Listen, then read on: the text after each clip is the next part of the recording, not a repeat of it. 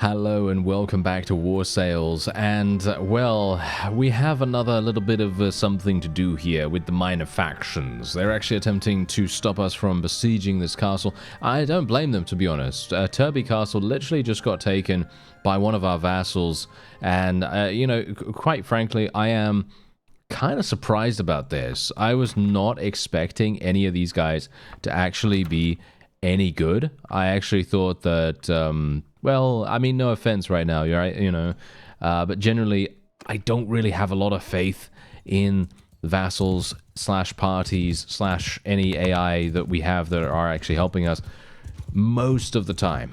And it's quite funny, really, because, yeah, actually, they can be extremely useful. And I'm talking about, you know, anytime you have the ability to kind of have any kind of AI assistance, usually it's the right way to go. Usually you literally just want to go like, yeah, actually, I will accept that assistance. I will immediately have that wonderful hand-holding, you know, very much helping you out a great deal.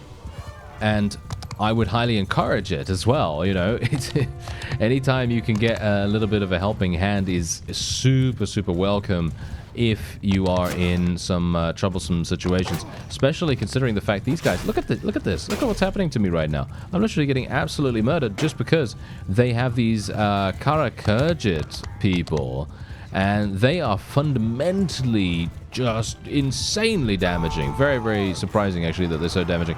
Anyway, we are literally going to not take these guys seriously at all. All I'm going to do is I'm just going to tell my forces to immediately charge in here. I see very little reason to give these guys any respect at all. I think we should probably just go straight on in and basically just treat them, well, treat them mercilessly, basically. Treat them with utter brutality. And that's it, you know? Make sure that they are as, well, demoralized as they possibly can be. That's going to be the biggest reason why they actually end up you know, losing this, because let's face it, you don't really want to see a long drawn out battle against an army composition like this. This army composition is pretty much, I'm not going to mince words here, but this is probably one of the easiest army compositions we have ever seen. And I'm not even, yeah, okay, fine. I'm not talking about, you know, having an army filled with recruits, for example, because let's face it, obviously recruits are going to be easier most of the time. However, this is one of those times where they give you a full sense of power. The opponent has a full sense of power here because they have a lot of cavalry, but these cavalry are not very strong. Yes, the Karakurgit, I actually believe they are really good. Don't get me wrong, I think they're actually quite damaging, and they can be very damaging, and they can actually be very useful. But they are kind of a rarity, to be honest. They're a rarity in the minor faction space. And they're very much a case of, well, it's a bit of an outlier, you know? They're not one of those, you know, they're not one of those factions where you're going to be like, ooh, yeah, these guys, they suck. I can just, you know, take advantage of them as much as possible. No. The Karakurgit are quite, I would say they're maybe, I'm not sure if they're the strongest. Are they the strongest minor faction? I don't know.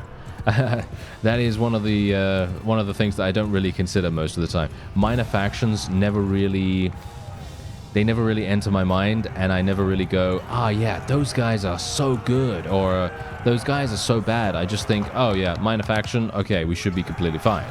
Basically, that's what it comes down to. Look at what look at this. We just took 0 casualties right here, and this is exactly the reason, because they just have so many of these minor faction units that they just, well, they just die.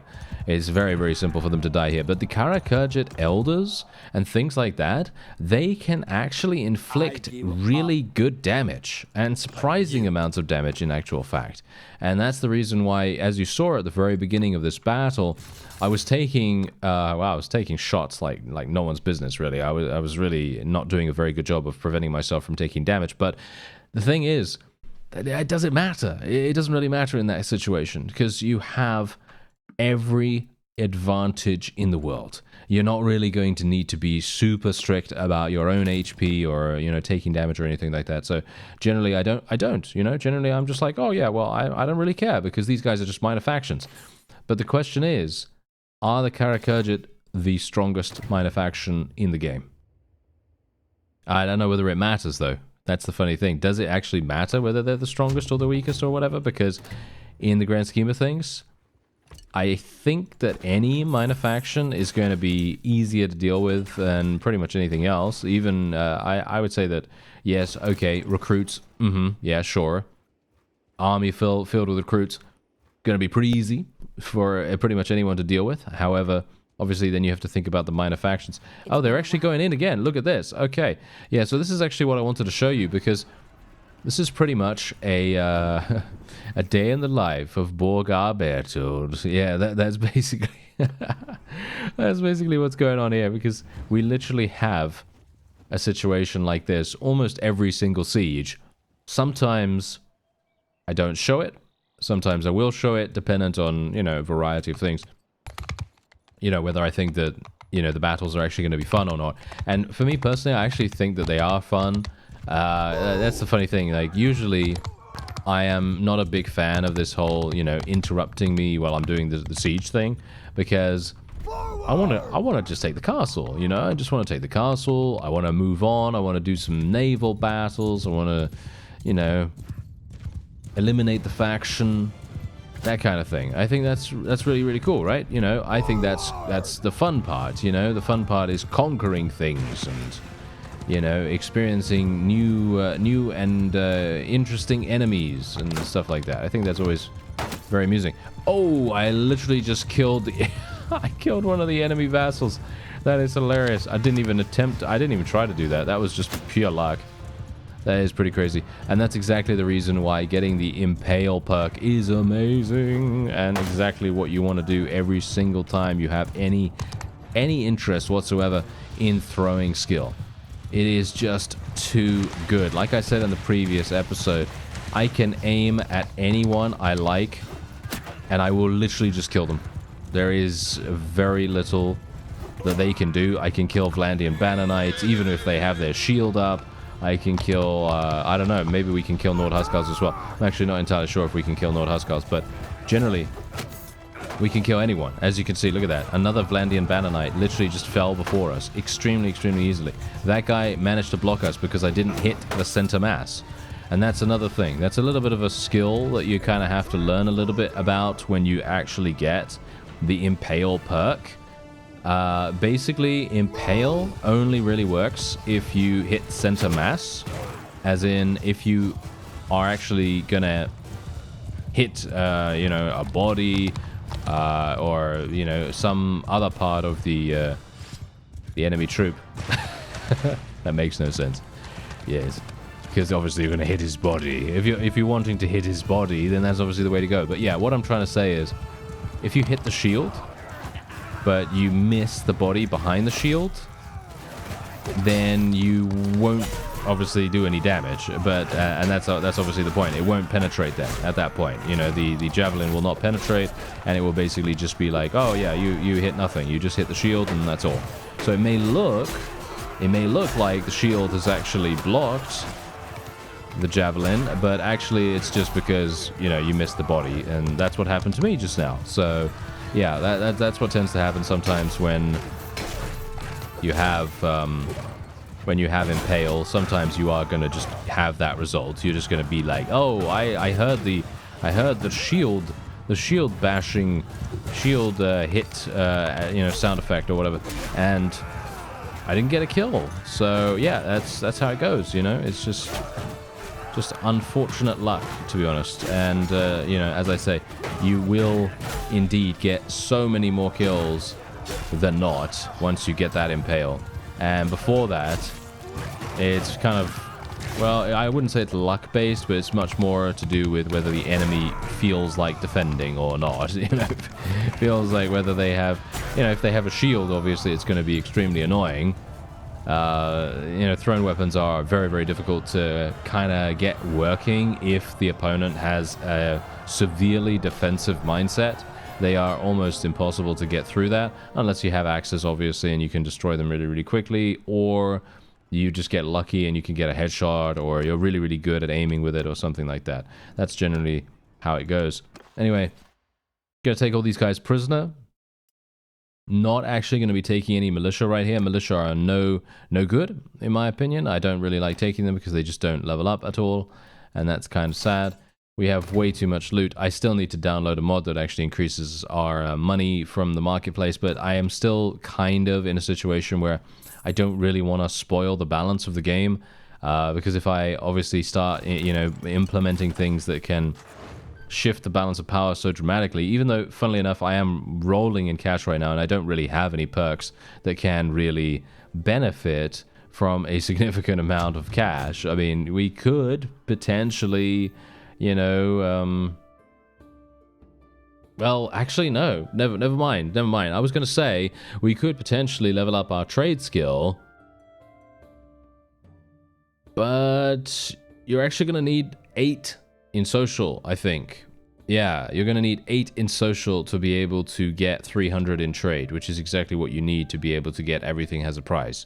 Everything has a price. If you don't know anything about this, I am personally a huge fan of this perk, or at least I was a huge fan of the previous version of everything has a price. It was changed quite some time ago, and now it's not as fun to use, but it is very, very enjoyable when it works. And basically what you can do is you literally can just speak to vassals and you can say, I will buy your real estate for a very expensive price.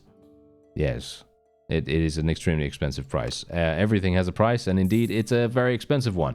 Yeah, that's what tends to happen. So yeah, as I said, if you have a lot of money, if you have a lot of cash, you're going to be absolutely fine with everything as a price. But as I say, you are going to need a pretty significant amount of money. Like, really, you will need so much money to make that work on a grand scale that it, well, I don't know whether, I think it is worth the investment, probably, because if you think about it, you know, if you think about how it is, you know, obviously you're not supposed to buy up the entire map within, you know, 2 minutes of getting everything as a price. No, you're not supposed to do that. You are, however, supposed to have an alternative means of acquiring territory. And that's exactly what you can do. You can literally go to some persons, go, I want to buy your fief, and then pay them 3 million or whatever it is. And there you go. You just got a town, and you bought the town, and you got the town basically for free with well, apart from the money, obviously. And you didn't have to do anything. You didn't have to expend any effort whatsoever. It was literally just cash.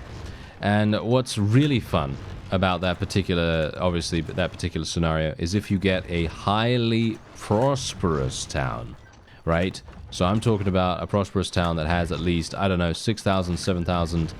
Maybe you'll get lucky and you'll get one that has 9,000, maybe even 10,000. I haven't really seen that from the AI. They don't really tend to look after their towns that well, unless they're deep in enemy territory, I guess. Unless they're deep in their own territory, then they're obviously going to be pretty easy for them to have high prosperity and stuff like that. But generally, obviously, if they're on the on the front lines, it's probably not going to really work out too well for them. So there is obviously that.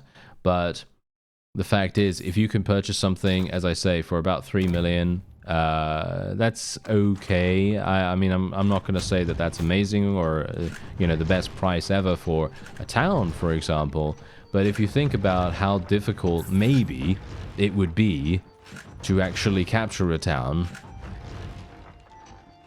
and then you just think about the fact that you just skipped that entire... You just skip the entire process, you know, you just skip the entire process. That's basically what you're paying for. You're paying for the privilege of being able to just skip all of the hardship, skip all of this, you know, annoying busy work that you have to do, which is, you know, getting the walls down, constructing the trebuchets, making sure you don't get murdered by all the vassals outside, and, you know, all that wonderful stuff. That obviously is what you're paying for when it comes to everything as a price. And you know what? Me speaking about it right now makes me want to make a character that focuses on that. It really does. That's actually the funny thing. I love trading in this game. I don't know why. I technically shouldn't, because it's a pretty...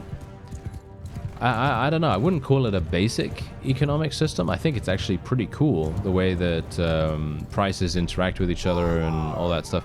I think that's really, really fun, actually, because there are a number of... I actually forgot to mention this in the beginner's guide, to be honest, but...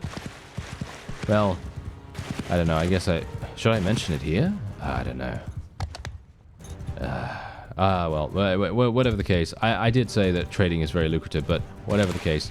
Basically, the best thing that you can do is if you're trying to trade... Where are my forces, by the way? They're going over here? Oh, okay, that's interesting. Yeah. Basically, if you're looking for a place to trade, and you have very little money, the one strategy that I have found to work almost every single time is literally by going to a place that has a significant amount of very cheap something. And I'm talking about very cheap food or something like that. And basically just buying as much of this really, really cheap stuff as you can handle. Obviously, just think about how it is to be early in the game, right? So you're going to have basically no money. You're going to have very little money. And at this point, you know, and I'm talking about when you're buying food at an extremely, shall we say, well-supplied town, they're usually going to have things like fish and grain for about 2 gold, maybe 3 gold per 1 bag, right? So imagine that. That's insane value, right? Extremely, extremely good value. And the best thing you can then do is find a besieged town. That's it. Just find a besieged town, find a town that has no food, literally go there, sell all the food that you can, offload every single thing that you want to, and you will always make insane amounts of... I mean, it's not going to be insane amounts of profit. Like, yeah, it's going to be a really nice amount for early game, but obviously it's not going to be like, you know, it's not going to be like, whoa, yes, this is, you know, just giving me 2 million. No. It's going to give you maybe 1,000 if you're lucky. Maybe, I don't know. It depends.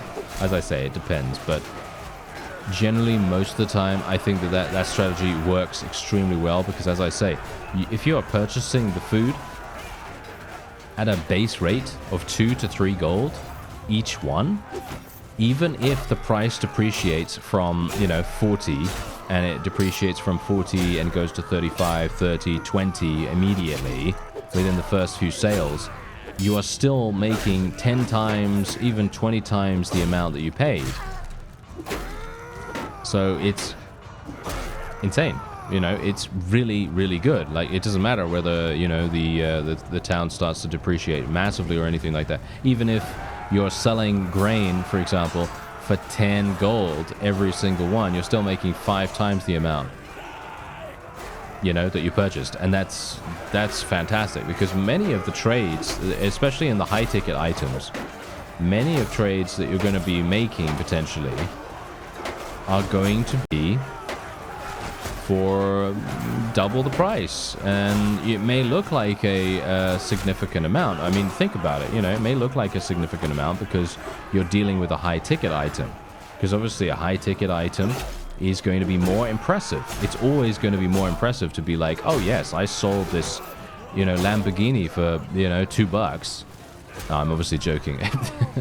What I'm trying to say is, if you sell a Lamborghini for, you know, 200 million or whatever, I'm obviously just pulling random numbers out of nowhere. But basically, just say that, right? So 200 million, right? And that's a high ticket item. But if you bought the Lamborghini for 199,999,000, blah, blah, blah, you know, all that. So basically, you only make a profit of 1,000 or whatever. It may seem impressive that you sold it for 200 million, but that doesn't mean anything unless you make a good profit, right? That's the whole point. That's what I'm trying to say here. That's the reason why economic simulation is always extremely interesting to me. I don't know why that is. I think it's probably because, you know, I've just had that hankering ever since I played.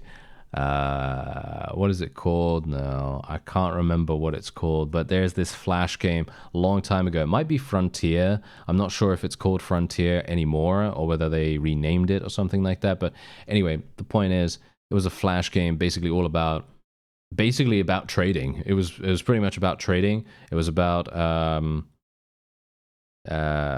going around with a pirate ship, I think, but it was roads. I think you could go along roads and stuff like that, and enemies would fight you. Enemies would fight you along the way on the road, and you'd be like, "Oh yeah, this is this is great. You know, this is great because if people fight you, then your people level up, and you can then go on to the next place, and then you can sell your stuff that you purchased at the previous town or whatever, and then you can have a great old time, and you can make a lot of money." And I think that's where my love of economic simulation came from, hilariously enough, because technically, I mean, how does that happen? You know, something from a Flash game. You know, you think to yourself, oh, Flash games, they're way too simple to be enjoyable. No.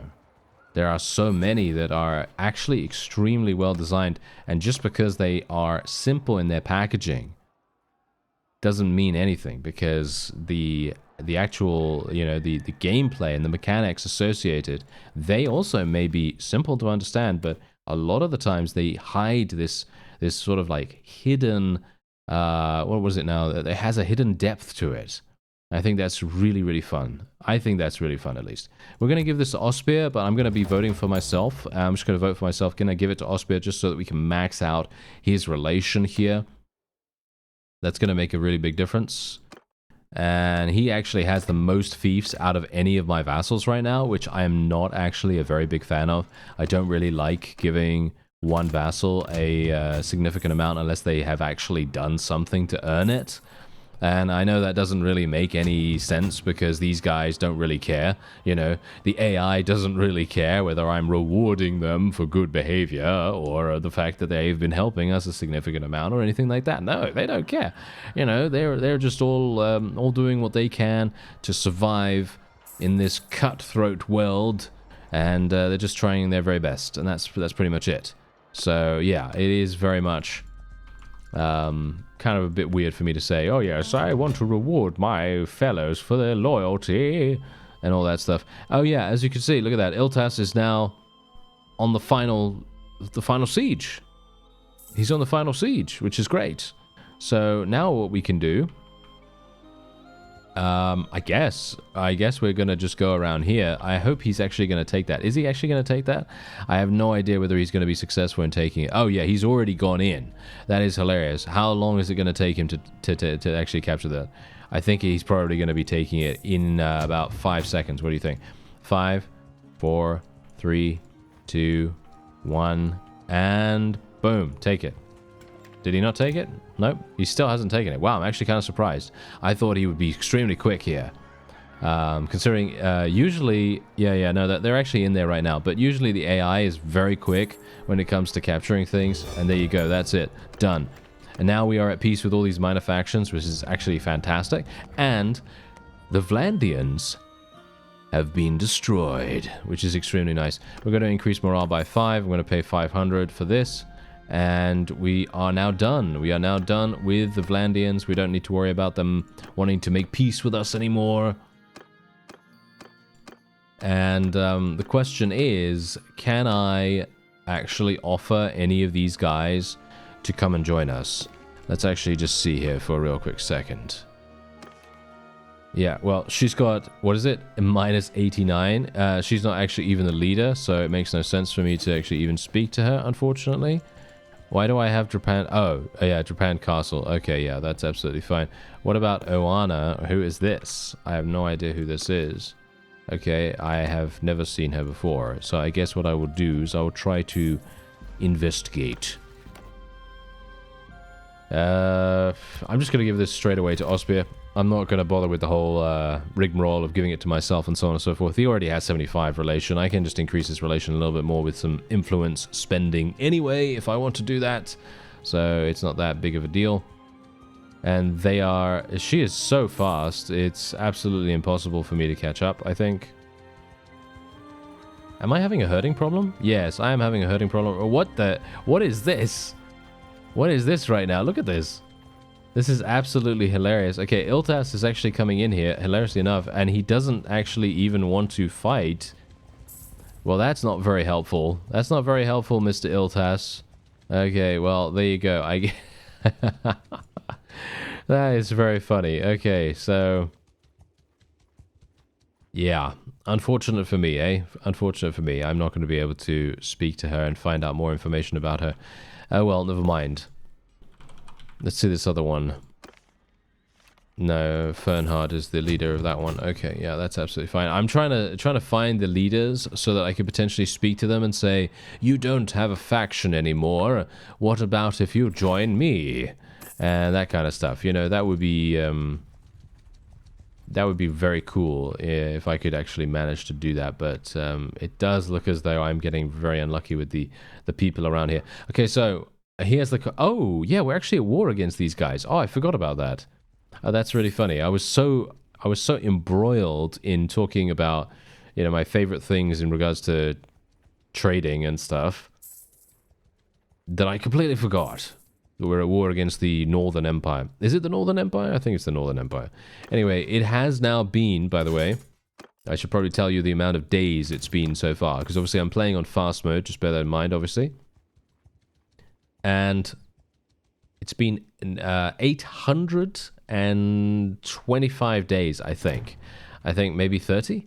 Maybe 830? I'm not entirely sure. It's been around that time. And I'm actually maybe a little bit worried. Maybe a little bit worried about it. Because, yeah, Borgar is looking... I mean, as you can see right here, he is 56! Oh, dear. I think he might be dead soon. Yeah, I think he might be dead soon. Yeah, if we... Wait a minute. What about... Is she married? Istrid is the other guy's wife, right? She's a Nord as well. This is absolutely fantastic. See, as you can see, she is in fact married to Thule himself. Okay, well, that's not going to really help. That is not going to help us at all. Okay, yeah. So what we need to do technically is we need to find a companion, and then we need to make the companion into a vassal, and then we need to marry her, and then we need to just hope that they have children insanely fast. That's basically what it comes down to at this point. So, oh, we found someone. Okay, that's fantastic. She's 27. Okay, that also works. Okay, so we will indeed be taking her. Hello. Well, now, there we go. Yes, welcome, stranger. Okay, so, yeah, we're just going to go into the trade screen real fast, and all we're going to do is... I'm not entirely sure if we're going to... Should I equip her with anything? I guess I should probably equip her with some stuff. Let's actually see what we can get for her. So let's do this... That's better. There we go. Oh, this is actually better than what she had. Okay. Yeah, most of this stuff is absolutely terrible for her. Is she actually good at throwing skill? I mean, does that matter? Is she actually going to be using... Yeah, she is actually good at throwing skill, so I guess she can use this. She can use that as well. Is she good at crossbows? No, we'll just make her good at using thrown weapons for the moment. And she has a terrible weapon, of course, so we'll just give her this. I'm not a big fan of the fact that she's using such a weird setup here, but I guess we're just going to do something like that. I guess that seems kind of okay. And then what we're going to do is we're going to make her a vassal immediately. So let's see if we can actually do that, because I'm not entirely sure if I have any fiefs that would be okay. No, I don't. Okay, that is hilarious. Oh, I cannot believe it. Yeah, it's because I've given away all the ones that I could have potentially given to her. Okay, so that's bad. That means that what I need to do is I need to capture Epicrotia immediately, or I need to capture it very, very fast. And then we need to give it to her. And then we need to try to marry her as fast as possible. That is hilarious. I'm not sure if this is going to work, but I guess we can try it out. I mean, if it does work, then that's great, because then we can continue the bear-tilled line, And if it doesn't, then, well, maybe I don't know, maybe we'll get lucky with someone else. Maybe that's what's going to happen here. How did she get Mariner skill? She literally just got Mariner skill. How did she get Mariner skill from just randomly walking around here? Okay, that's kind of weird. Anyway, okay, so we are now going to be making peace with the Northern Empire. I'm not going to do that, actually. Our realm is currently doing well, but we stand to lose this wealth if we go on fighting. Not entirely sure. I don't actually agree about that. I don't agree about that at all. I think we can actually make much more profit by continuing our attack against them. Ah, I see. They're currently attacking Varchek. Okay, you know what? I'm just going to let Varchek get taken. That's not my fief anyway, so even if something bad happens here, that's not actually a big deal to me. So we are just going to take this. We're going to try to take this if we can actually manage it. Because obviously if they're taking Varchek, they are distracted. That's a big deal, right? That's a big deal for them to be distracted. So we are just going to do this. Going to get all the trebuchets up and running. And we'll see if we can maybe, just maybe, depreciate or deplete the garrison a little bit more. We're going to need it, I think. Alright, so we have a situation. I know. It feels to me like I say that way too often, but yeah, we actually have a situation on our hands here. Pretty bad one. It's not as bad because of this particular map. Because as you can see, there are so many different various biomes, various strategical points that we can actually take advantage of here. And I think personally, because obviously I have a PhD in tactical, tactical maneuvers in very specifically in the video game franchise series Mount and Blade. Obviously, it's only in that, not in real world applications whatsoever. It's only in this, and even then, it's not really that difficult because obviously, let's face it, I'm terrible at this, so. I'm just joking, obviously. Anyway, we are actually going to do something a little bit weird here. I'm not sure if we're... yeah, I don't really like this too much, actually. But, we're going to see how this goes, actually. Wait a minute. Where's my... is there no... Wait a minute. Is there no chest that actually spawns in Bannerlord? Is that a thing that's only available in Warband? I seem to forget that every time. I don't know why, but oh well, never mind. Not that big a deal. What we're gonna do is we're just gonna get out our big two-handed axe. We're gonna try and look at that! I got to 275 in throwing. That's pretty nice. All right, so yeah. So here's the thing. We're up against 1,200 enemies. Yes, that's the situation that we have right now. 1,200 enemies. I'm going to be telling my people to come across this bridge right here. And I'm very much hoping that we're going to be able to take advantage of this hill and rock formation. This is literally the best thing that we can do. I'm going to try and see if we can make it work. I don't have any archers, basically, so... basically pretty much pointless for me to do anything with height advantage or whatever, and the only thing I'm really going to do is I'm just going to try and bait the opponent into attacking. That's all I want. I just want to bait them into attacking as much as possible. Big damage, nice. And maybe we can kill this one. There we go. Whoa, okay, Epipheria. Alright, okay. She wanted a little bit of Borgar. Yes. Not in that way, but yeah, we gave her as good as she was wanting to give to us, at least. Okay, so here we go. We've actually got the cavalry coming in here. So we're going to get ready with them. And we're just going to put them in. We can put our guys into a shield wall. I don't see a problem with that. Let's get these guys to face the enemy as well, because for some reason they're not doing that. Why are they not doing that? Look at this. Okay, some weird stuff going on here. I don't know what's happening with them.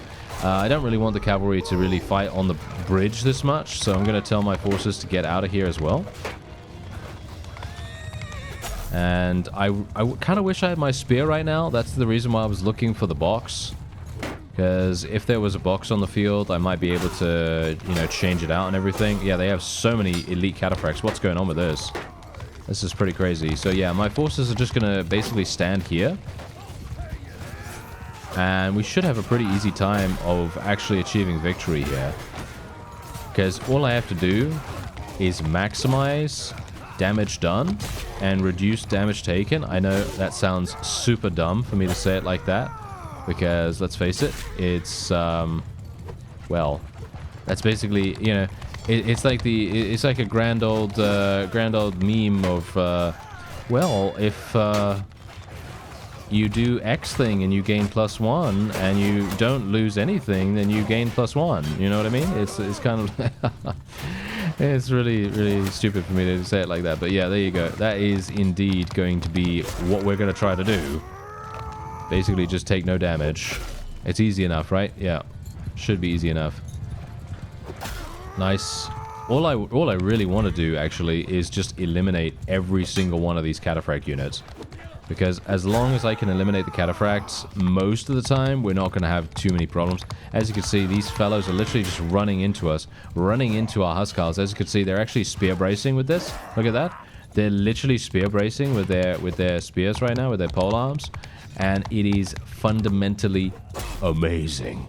Because that is actually one of the things that the developers of the base game, they basically decided, yeah, you know what? We're going to make it so that Nords actually have spears that can actually why do I want to say breach? No, I don't know. No, it's not breaching. It's what did I say? Bracing. That's it. Yeah. So basically, they're bracing every single time they're in shield wall now, and because their spears have the ability to do that, they are now absolutely monstrous in field battles in comparison to what they were beforehand. Because obviously what they were before, they actually had polearms that were good at couch lancing, and obviously couch lancing is basically pointless for them, right? It's absolutely pointless, because why would they be couch lancing? Because they don't have mounts, so it makes no sense. But they've changed that now, so now they are even more effective, which is hilarious, because I already thought they were really strong as it is, but now they can brace.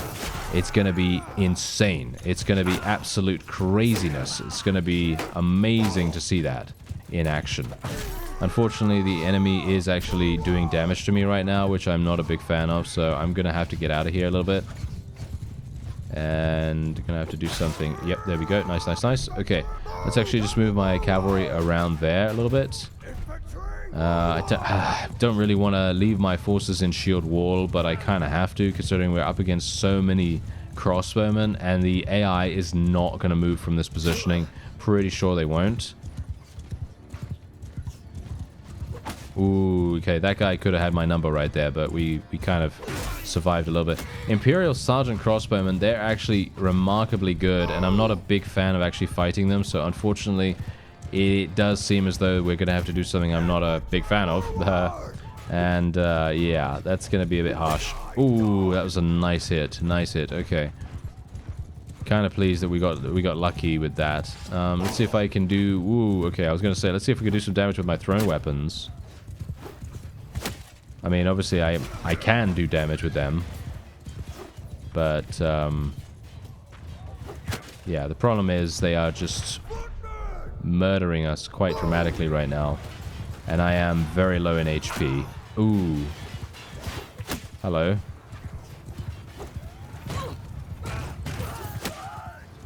Almost almost 1,000 damage with a thrown weapon. That is so funny, especially against an Imperial Sergeant crossbowman as well. They've got pretty decent helmets, so I'm kind of surprised that we got that much, but I must have had last hit activation or something like that. Last hit is obviously a perk that you can get in the tree, and it increases your damage by 50% when the opponent has 50% HP or less. So yeah, very important. Should I just tell them to... You know what? I'm going to tell them to remain in shield wall here and not charge. I do want to charge because I feel like we need to be a bit aggressive here to eliminate the enemy's infantry. But maybe it's not necessary. Not sure.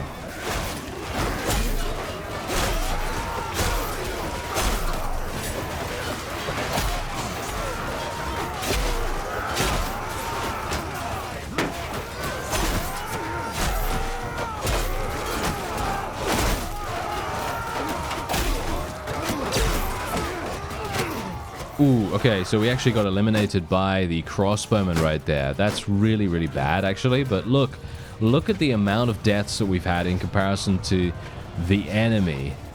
They have literally taken so little casualties that it's amazing for us. Look at this. The funny thing is, I think I am actually going to have to retreat because they have so many people. This is exactly the reason why what I should have probably done is gone in, done a decent amount of damage, like 100 kills or something like that, and then literally just retreated. That's it. Just done 100 kills, wait for the opponent to retreat, then basically retreat ourselves, and then go back in, and then we'd be okay. I feel like we'd be okay. So I think what I'm going to do is I'm going to have to end the battle here, and then we're going to otherwise have to escape. Alright, so we have a situation. Oh yeah, another one. I know. So basically what I did was I literally just got out of there.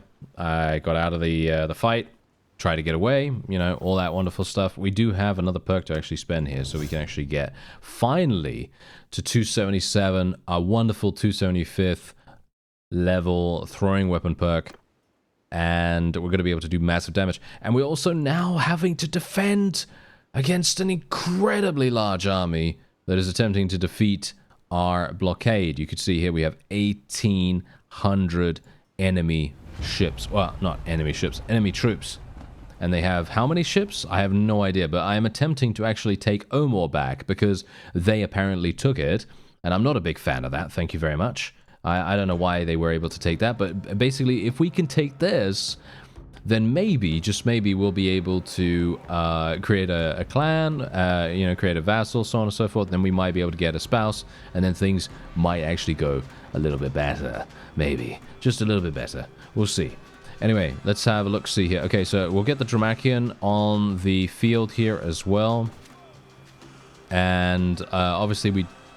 yeah, I'm going to put that there. I'm going to put Nialdor on that or something like that. Yeah, by the way, if you want to see any Dromon stuff, if you want to see a Dromon in action, there is actually a link in the description to the Sandbox. The Sandbox series that we did at the very beginning of War Sales coming out. Basically, we had a grand old time with the Dromon. Literally, it's one of the heaviest. I think it might be the heaviest ship in the game, and yeah, I didn't really get anything. Didn't really get that much ramming going on in that, unfortunately. Yeah, I didn't really get much ramming in that. So anyway, we are now going to go, and we're going to see what we can do. Oh, we're actually lucky. Look at this.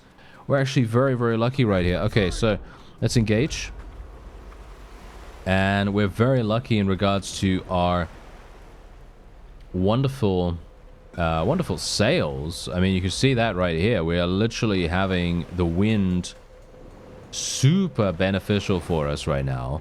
Let's actually speed this up a little bit. You cannot see any of the ships. I can't see any of the ships on the horizon here. They're now starting to come into view because obviously the sun is just absolutely scorching us right here. Pretty crazy. So the thing is, do I want to try to do a ram? I do want to try to do a ram. It seems like an opponent has a ballista. Very interesting. Look at that. They're actually trying to kill me right now. That is not very nice of them. Okay, so let's actually see. Oh, wow. Yeah, they're actually getting a little bit close right now. Okay, so if I can just hit this guy in the side, I will be infinitely pleased. Wow, they have a load of Dromachions here as well, by the way. Okay, let's try and get this guy. Oh, that was a weak ram. Oh, really? It was weak? Oh, come on. Okay, well, I'm kind of saddened by that, but you know, it doesn't really matter too much, I guess, even though I would personally prefer to get some really good ramming on. If we can get some good ramming on, then everyone's going to have a much more satisfying time. Unfortunately, I tend to be pretty terrible at that for some reason. Can we actually get... How do we get beyond this with the... Did you see that? That was crazy. Okay, so unfortunately, we are going to have a bit of an issue with these guys. Yeah, I see. They actually have... Wait a minute. Does the Empire have two different kinds of Mariner troops? Because it looks like they have Imperial Norta or Imperial something or other, and then I'm not entirely sure if they have another one. I don't think they do, right? If they do have multiple different kinds of Mariner-based units, then I think that's OP. Because obviously then you have Empire having multiple people that are just fundamentally better than everyone else's, apart from the Nords, of course, who have a load of Mariner troops. We need to make sure that I don't get absolutely murdered here. Unfortunately, the enemy does make that a little bit difficult by being annoying. Wow, yeah, they're actually murdering me pretty heavily right here. I'm going to try and jump over. And we're going to do a little bit of... What? Who did damage to me right there? Did you see that? That is actually insane. How did they do damage to me like that? Wow. Okay, I'm very impressed. I'm very, very impressed. I'm not entirely sure how that even happened, but yeah. Anyway, how are we doing? We're doing okay so far. I mean, as you might expect. Let's see if anyone hits me from here. No, it doesn't seem like it. Let's kill this guy. Kill that guy. This one as well. There we are. Nice, nice, nice. Okay, absolutely perfect. I love the fact that they're actually trying to row. I love the fact that they are on their oars right now, and this is absolutely hilarious. Such easy pickings right here. Fish in a barrel. Do a barrel roll. Do a barrel roll. Yes. Let's do that. There we go. We're rolling over them right now. Absolutely perfect. Okay. So, yeah, now we can literally just get straight back onto our vessel here. And now we can see what we can do. We're going to have to get rid of this. Going to have to zoom ahead here because it's... it takes ages to cut the netting away. In my opinion, I don't know. I feel like it takes too long. I don't know. Maybe that's just me. I feel like it takes too long to cut the netting away for me personally, but I don't know. Maybe that's, as I say, maybe that's just a personal preference thing. I personally believe that, you know, if you don't have the super speed mod like I do, it's going to take a whole bunch of time. I think it takes at least 30 seconds to actually cut the netting away, which is kind of significant if you think about it. I'm not sure if that really matters, though, in the grand scheme of things. Does it? I don't know. Maybe. Now, let's see if I can use this. This is like a laser-guided missile now, basically. It does so much damage. If only I could hit more people with it. But yeah, you literally see how much damage it does. It's pretty incredible. Let me actually see it. Charge these guys. Let's charge these guys. We don't want to remain on our vessel, do we? Oh, I literally cannot get off our ship because the rigging or the sails or something like that is preventing us. It's blocking us somehow. I need to maybe put away the sails when we go for a boarding action or something like that. I think that probably makes sense. This way around it... this way around it doesn't make any difference. Okay, interesting. The other way around it does, though. So basically boarding people makes a difference in that regard. Okay. Well, we can cut away these nets. Are we still having enemies over here? Yes, we are. And how are our forces doing? Yeah, actually fine. We ended up losing a handful of troops. Nothing too dramatic, actually. Surprisingly so. And we can now attempt to board these guys too, which would be very, very nice. If I can indeed take Omor as well, everything else is going to just fall into place really, really nicely. Iltas was close by the way, and I think he actually started the siege at Epicrotia again. I'm not sure why he did that. I don't know. Maybe maybe we inflicted some damage, or some random damage there that we didn't actually see beforehand or something like that. I have no idea, but I highly doubt it, to be honest. But I think he did actually start the siege there, so it's going to be kind of interesting if he actually manages to take it somehow. Well, we'll see, I guess. I highly doubt that. I think he'll probably get defeated. I'm not sure, actually, because we do have an army right here, and the army is distracted by us attempting to take Omor. I'm not sure why they would be trying to defend Omor so heavily when the settlement is actually rebelling. They are rebelling actively right now. And that's obviously because it is a Sturgian fief and not actually an Empire fief. And look at that. We got 100... Wait. Did you see that? We got 190 morale. 190 morale. I can't believe that. Okay. So the question is, are we going to let them go? Or are we going to take them prisoner? I think we're going to actually let them go. Going to let every single one of them go. Just because. I'm not sure if it's a good idea for me to do this, really. I think probably a bad idea, but we're going to try to do it nevertheless. just in case. I'm not sure. I don't know. I guess what we're going to have to do in the future is if we do have any kind of problem, as in if the enemy comes back with huge amounts of vassals or something like that, then we can basically just blame me. You know, that's how that's going to work. We are getting a lot of relation, though, I guess. I'm not sure if that really makes a difference either, because, I mean, if I'm going to marry one of our companions, then that doesn't really do much. Ooh, look at that. We got a Dramacian right here. We also have an Eastern Galley if we want one of those. I think I will take the Dramacian. We'll take another Dramacian. We've got loads of these. Actually, you know what? I'm right next to a town. Do I just want to take every single one of these? You know what? I'm going to take every single one. I probably shouldn't do this. I think this is probably a mistake. But I kind of feel like it. Okay? I'm going to take them all just because 27 ships, that's kind of insane. And yeah, we are going to have to do something with this. As you can see, they have 329 in the garrison, but, and this is a great thing about this, we might be able to just completely starve them out immediate. Oh, there's Iltas. Oh, okay. He was actually besieging it, so maybe he took it? Has he already taken it? If that's the case, then he is amazing. But I guess if there isn't an army sallying out and attempting to murder you that way, then I don't know. Maybe you're going to be all right, you know? Maybe you're going to be fine. So we'll see what happens. I'm going to try to starve these guys out, and let's hope it actually works. Alright, so here we go. We're going to go into Omor. Unfortunately, as you might expect, the garrison did not get starved out. And the reason for that is because it would have taken a lot longer for that to happen. And unfortunately, there was another relatively large army of the Northern Empire coming in, trying to attack us. And obviously, I did not want that. So I decided, yes, okay, we will just go in. And we're going to have to deal with around 200 people, which is really not very bad. I mean, that's super easy for us to deal with, right? I'm going to tell my infantry to completely charge in here. There is no reason for us to be trepidatious or anything like that. We can literally just make our way in straight up and do massive damage. These guys, oh, that guy, he got absolutely massacred. That was hilarious. I love that. Anytime we get a ragdoll that is just so funny from someone being hit by a thrown weapon with basically asteroidal force, it's pretty much like that. That's what it feels like when you actually hit one of those and they go flying. I love that kind of thing. That's just extremely satisfying. And maybe we can kill these guys. Yes. Khuzait Khan's guards. Okay, wait a minute. We've got some Khuzait defector here. That's kind of interesting. Alright, okay.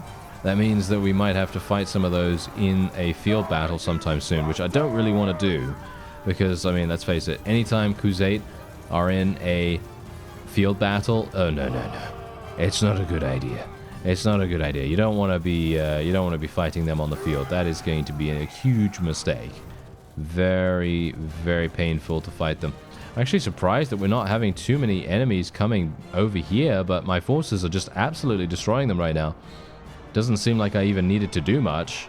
Kind of surprised about that too, but there you go. Alright, so we got 19 renown. I basically don't really care about the renown from this particular battle. This doesn't really impact us that much. Doesn't really affect anything really that dramatically. So we're just going to move on straight away. I now have over 6,000 influence, if you can believe it. Because that is literally just the thing. That is literally just the thing. Oh, he did actually take it. Wow. Yeah, we're going to give it to Thule. We're going to give it to Thule because he took it. I mean, literally, you saw him.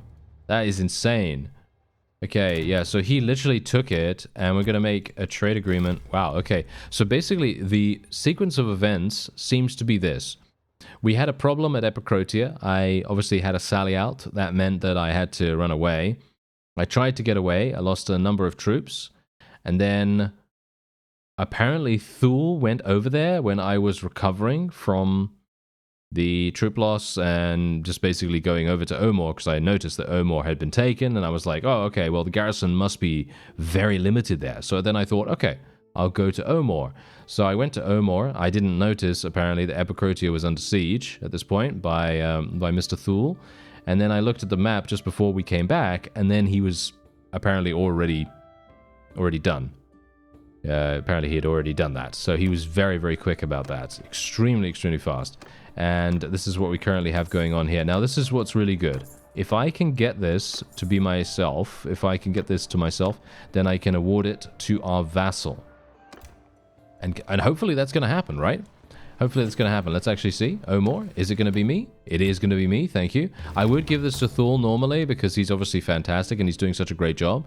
But I do need to make a vassal so that we can potentially get a spouse. That's going to be the very important thing for us to do here. So, Zilata. She's also a Sturgian, by the way, so this actually makes a huge degree of sense because she's taking one of her own fiefs. So yes, here we go. Yes, Omor. There we go. Yes, fantastic. We will call her Lata. I don't know. Okay, yeah, so her relation is now literally 88, which is pretty crazy, and now we're going to say, I would like to propose an alliance. My own hand. That might not work out. She literally said that might not work out. Okay, what about Nialdar then, or Ferga or something? Nialdar? Oh yes, I was like, are you serious? She doesn't want to go out with us, but she wants to go out with that guy. Okay, that's hilarious. Okay, wait a minute. Let's... Wow, okay, no. Apparently, me trying again does not make any difference. Okay, what about this guy? Okay, so apparently... Yeah, apparently that's not going to work. So, we're going to have to do Ferga, I guess. We're going to have to do Ferga or Nialdar. I guess we could do Nialdar or something like that. Because he's running around with us all the time. Yeah. Yeah, okay. Alright. Nialdar to marry Zilata. Isn't this good? Yeah, I think this is good, right? Let me give her some money while I'm at it. Gonna give her 300,000, 400,000 or something like that. Give her clan, 300,000 or something like that. There we go. Okay, so she's now married him. So that's obviously perfect because now what we can do is... Wait a minute. Wait a minute. Did he... Wait. That's not how it works, normally.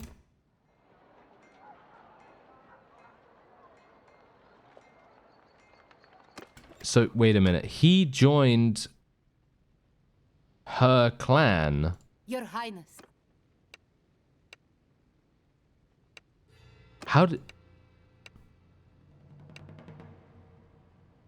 I don't understand. Wait a minute. I have no idea how... Alright. Okay. I'm not entirely sure. Apparently, I don't understand. Apparently, apparently, I don't understand the marriage mechanics in this game, which is very surprising. I'm actually unsure.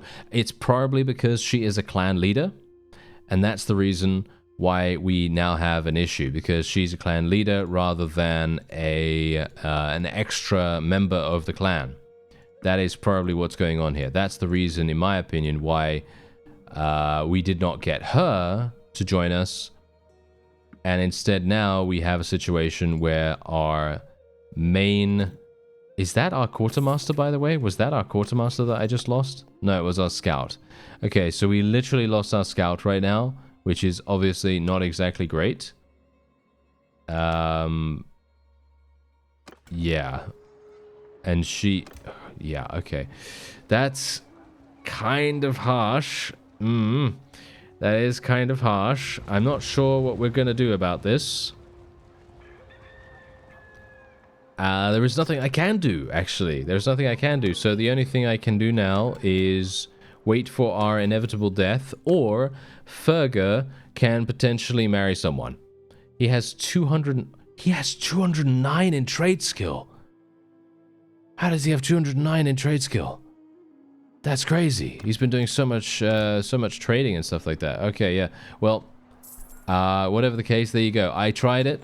I tried to do the thing that quite a few people suggested that I do, which is to, you know, get a clan.